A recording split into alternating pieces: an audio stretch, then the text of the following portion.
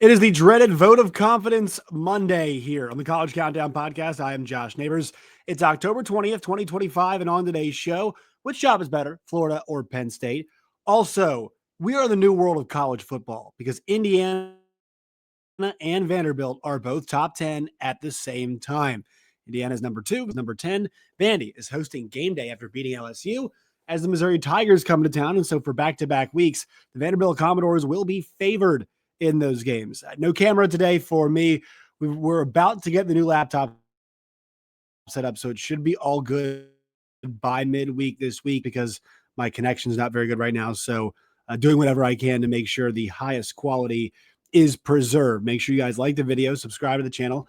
Find us wherever you guys get your podcasts and on YouTube as well. Like the video, sub to the channel, subscribe, all of those things. We appreciate it. It really does help the program when you all do those things. All right. So on the weekend, a lot of big games to get to, but the big news coming out of it was the inevitable happened. Billy Napier is out at Florida as their head coach. And so the search now begins. Now, vote of confidence happening for Luke Fickell, vote of confidence happening for Jay Norvell, or Mike Norvell, rather. Jay Norvell got fired, but Mike Norvell, vote of confidence at FSU. No vote of confidence at Auburn. So a lot of moving parts here are kind of debating, about these open jobs is which job is the best that's available currently. I think it's hard to imagine a better job than Florida or Penn State becomes available. There's a chance, obviously, that one could. I think that Clemson, it depends on how you think. I just think of where they're positioned in the ACC. It's a pretty good job. Obviously, Florida State is one that we are tracking. There's other unforeseen things that could happen. But as far as kind of the ones that we thought, look, it looks like, Florida is going to be the best job, quote unquote. But I have to say this. I don't know if Florida is a better job than Penn State. And here is why, is that as I watch the SEC every single week now, with the exception of, even Kentucky was competitive against Texas, but like all of these games are tight. The better teams are winning most of them. But there are opportunities for all of these teams to win games. And like, what is your goal? If your goal is to make the college football playoff, well, 10-2, 9-3 in the SEC gives you a pretty good opportunity of doing it. 11-1, 12. Will get you there. And then depending on what happens in the conference championship game, you can surmise some other things as well. But for me, when I think about the SEC, man, it is such a fight every single week, and somebody has to lose the games, and somebody has to be okay with some years it not being the type of season that you want it to be, whether it by injury, whether it be just because you misidentified talent. And like, that's one thing that Penn State wasn't okay with. I do think Florida gave Billy Napier plenty of time. They gave him his just due. They gave him the opportunity to build something there, to keep his job. And he wasn't a particularly good in-game coach, pretty good recruiter, but it wasn't like they were changing the game there. And I think DJ Lagway bought him some extra time at Florida, for Billy Napier. And so I think that he's fortunate that Lagway came to the University of Florida and was there. I really do. I think that very much helped out Billy Napier there. But, it is still in Florida. It is a job that obviously will be coveted. But when I think about access, like if the goal is to win, right, and we're straight up just talking about winning, Penn State is a place that is one of the 4 best programs, I would say, them, Ohio State, Michigan, and Michigan, Ohio State, Penn State, Oregon are the 4 best programs, in my opinion, in the Big Ten. And if you occupy one of those spots in a league that top to bottom, let's just be honest, it's not better than the SEC. It's just not. Like it just lacks the quality that the Southeastern Conference has, and it's not. Anybody who says differently is lying. Look, I went to an SEC school, but we have to acknowledge the last 2, Big Ten national champions came from the Big Ten. The Big Ten's the top-heavy conference. They've got the better guys at the top. We have to say that right now. Indiana, Ohio State, and I'm saying in a major sense, like Penn State's one of the 4 best programs.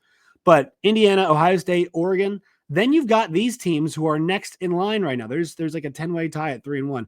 Iowa's 3-1. Minnesota's 3-1. Northwestern is 3-1. USC is 3-1. Michigan's 3-1. UCLA is 3-1. And so, I mean, those are not like standout programs. Michigan is, yes. USC, though, now, obviously not what they were. Northwestern, we know. Minnesota, come on. Iowa, come on. Right? I mean, Illinois, Nebraska.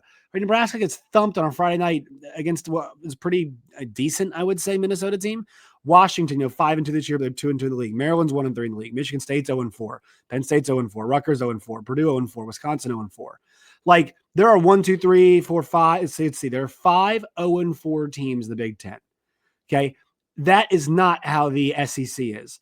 There are 4 winless teams in the league, but they are not just totally hapless. Like Auburn is not totally hapless.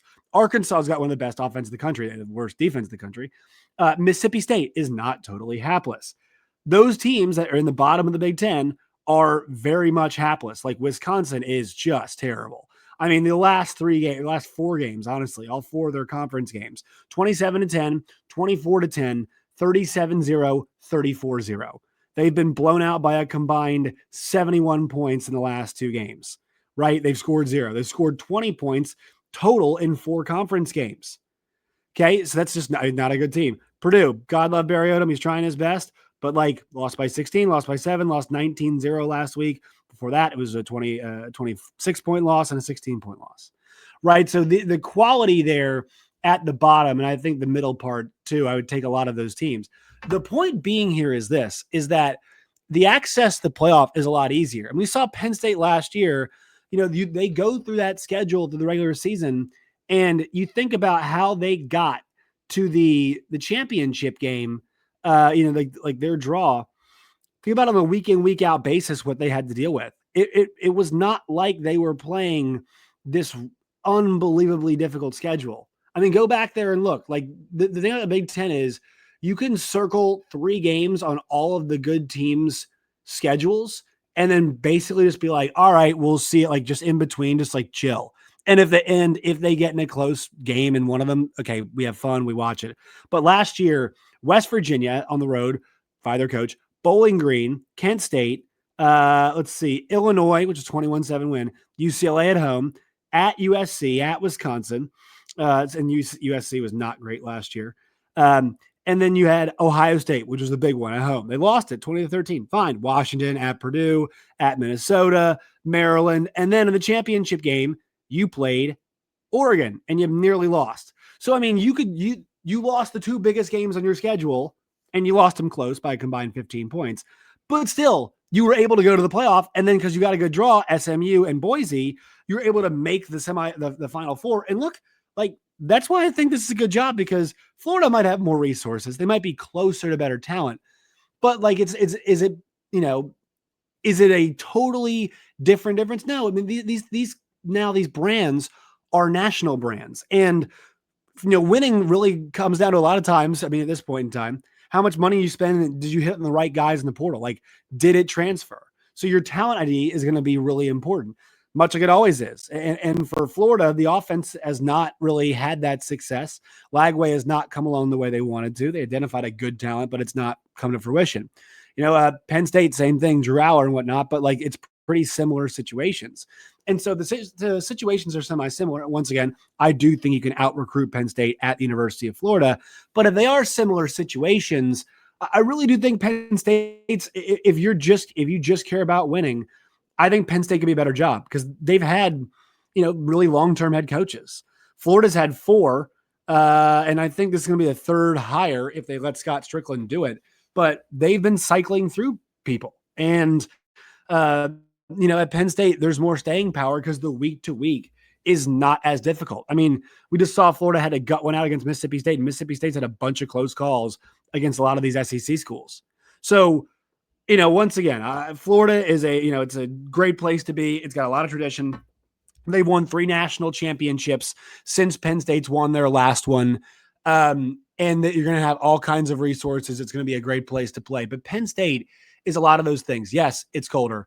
Yes, it is not Ohio State or Michigan And I think Florida sees themselves, as the LSUs and the Alabamas, but they haven't been that the SEC title game. It was because the SEC East was weaker than the West.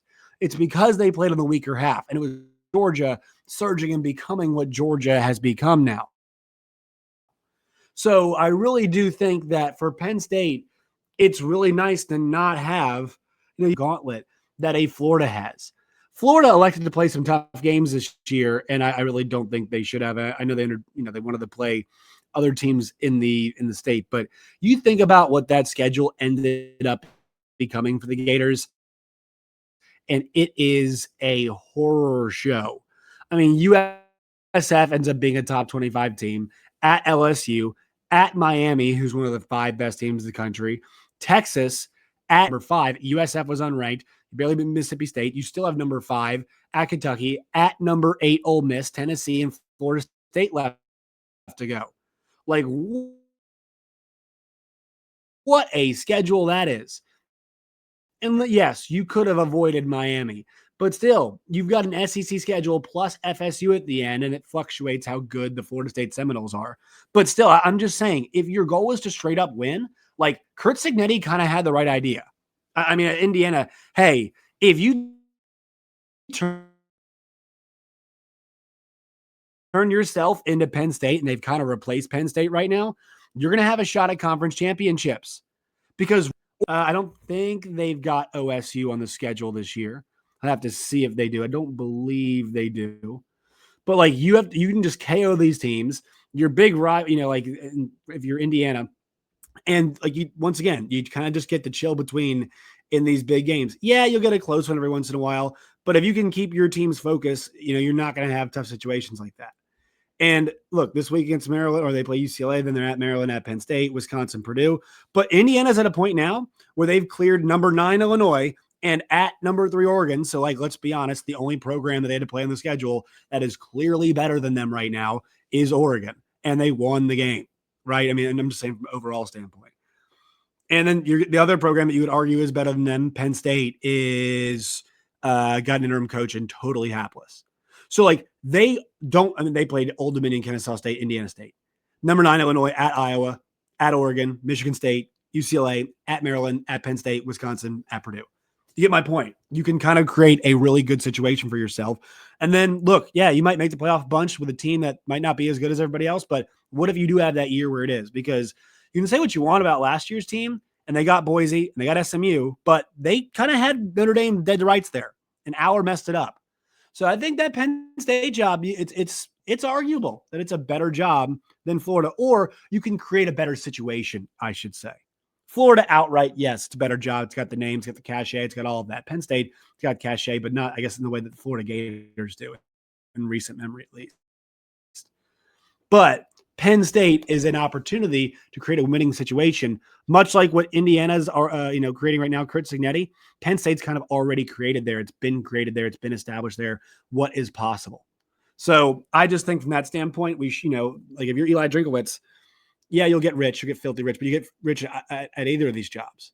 And so, if I'm somebody that's having to choose between one or the other, which I'm not sure they will, but because I don't think Lane Kiffin's going to Penn State, right? So the guys that you could reasonably assert that would be going between are it would have a chance maybe at both, or probably, Eli Drinkowitz might be the only one. But your season, your shot. The NFL season is rolling, and every touchdown can bring you closer to a payout with DraftKings Sportsbook, an official sports betting partner of the NFL. From first touchdown scorer to anytime TD props or the thrill of live in-game betting, every snap is loaded with opportunity. New customers, this one is for you. Bet just $5 and get $300 in bonus bets instantly. Plus, score over $200 off NFL Sunday Ticket from YouTube and YouTube TV. Download the DraftKings Sportsbook app and use code NEIGHBORS. That's code NEIGHBORS to get $200 in bonus bets instantly when you place your first $5 bet. Plus over $200 off NFL Sunday Ticket from YouTube and YouTube TV. In partnership with DraftKings, the crown is yours.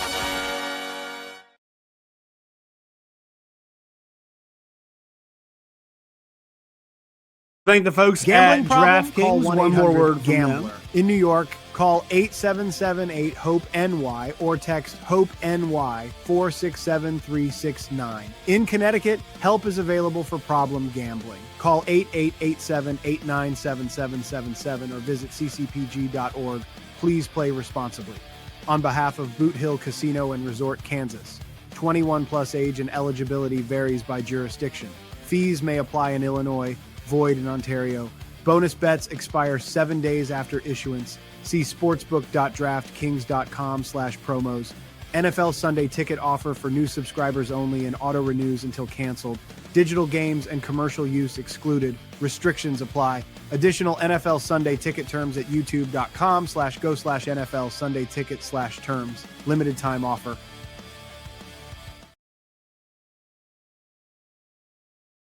All right, so now I think it's safe to say that the game has changed across college football. And for as much as NIL has been lamented, we now have to admit the way that NIL has coalesced with quality coaching, and now the playing field is much more level. There's no way to debate that. Ohio State's the best team in the country, right? But A&M is not just concerned about having the best recruiting class ever. They're number 3 right now. And I mentioned them instead of Indiana because we already talked about Indiana at number 2. But A&M at number 3, like they've just created a really good football team that's really well coached and an improving quarterback. And they had the first 2 games they won by 18 and 22.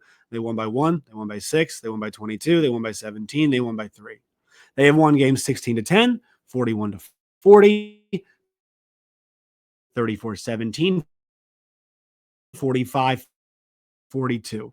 It's just, quality players, which they've got. They got a good talent ID. The receivers are like those guys they got in the portal. And so they're not having to just try and accumulate the best class on 24/7 sports, right? They're not trying to do that anymore. They've got a coach who's more concerned about other stuff. And of course, 5-6, but the fact that Indiana is too, A&M is making good on what we thought they could be because they've been an 8-4 program for the most part. Georgia Tech is that program that's been trying to punch is up there right now. Georgia Tech at number 7, and look, whether the 7th best team in the country or not is up for debate. They were dogs at Duke this week, but 27-18, they win the game by 2 scores. That's impressive to me, right? And by hook or by crook, they've been getting it done. And a 3-point win against Clemson, not super impressive. 7-point win at Colorado, not as impressive now looking back on it, but they're still getting these wins. And look, 7-0, the 3 road games. The first game of the year, you never really know, like Florida State and Alabama showed us. The fact they went there, and then Wake Forest, which is a competent football team, it looks like, and then Duke, which I think is a pretty decent football team. And the fact they're number 7 in the country is fantastic. We might have a mammoth clash between Tech and UGA at the end of the year. Ole Miss down 3 spots to number 8, but the fact Lane Kiffin has got a school that's not been there before, but because they've got a good coach, because they've invested resources, you're seeing what they can do. Miami, a former power being risen back up because of the job that Mario Cristobal is doing. Vanderbilt is at number 10. BYU is at number 11. Texas Tech is at 14. Missouri is at 15. Virginia is at 16. USF is at 18. 6-1 will have a chance to play in the playoff and beat a school like a Florida. LSU and Texas are in the 20s. Sandwiched between them is Cincinnati. Illinois is right behind them. Arizona State's ahead of Michigan. Right? Arizona State, a team that almost beat Texas last year. You could argue with the referee and whatnot. They should have. And so my point being here is that good coaching can coalesce with an invested fan base and create a situation where really different kinds of things can happen. And I guess this is one of those big picture things for me where I struggle with this part of it because people are so unhappy. They want to win every single game and they want to fire the coaches if they don't. Penn State, a good example. And they're seeing other schools win, so it makes them more frustrated. But once again, like you got to make some choices. You got to just find the right people. Like a hire matters. People shouldn't just be expected to donate money. They should be expected to donate money and have somebody they believe in when they donate the money. That's very important. We've heard, I've talked about this previously on the show, but Frank Fletcher, one of the big boosters at the University of Arkansas, talking about Bobby Petrino. And when made a concerted effort to reach out to Petrino and bring him in, and he made sure that Petrino was taken care of financially. And also he made sure Bobby Petrino had money to go and secure the quarterback that he wanted, right? That's what investment looks like because Frank Fletcher believes in Bobby Petrino and was giving him the resources that show that he believes. The same thing the folks at Ole Miss have done for Lane Kiffin. Hey, you're the first time we had the Florida flirtation a year and a half ago or whenever it was. And they said, we're going to give you an extension. And also what we're going to do as well is that we're going to pay you well. And we're going to take players from schools that, you might consider, right? We're going to take Ole Miss. We're going to take A&M's best defensive lineman, Walter Nolan. We're going to take Princely from Florida, the school that we talked about potentially being into you. And so they showed the coach that they were serious. And that is what you have to do. You really have to find that situation, and it can work out. It can really, really work out for you. And look, the merits of the contracts they're getting, I think they're far too big, obviously. But the merits of the, of these contracts is kind of besides the point, is it not? I mean, it's like the winning situations. I don't think Missouri should just hand Drinkowitz $12 million. I think they should say, hey, we're willing to stop at 10.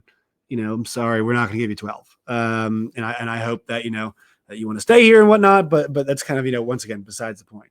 But it is possible to win. It is possible the same way I think along those lines, it's possible for schools to be more financially responsible. Things about NIL you want to, but your favorite team, most likely your favorite team, has a better chance at winning significant games now because of the way the current sport is structured with name, image, likeness, and a 12-team playoff. The health of the sport, to me, in terms of who has opportunity and who's able to care now and how many fans can be invested, it's never been higher.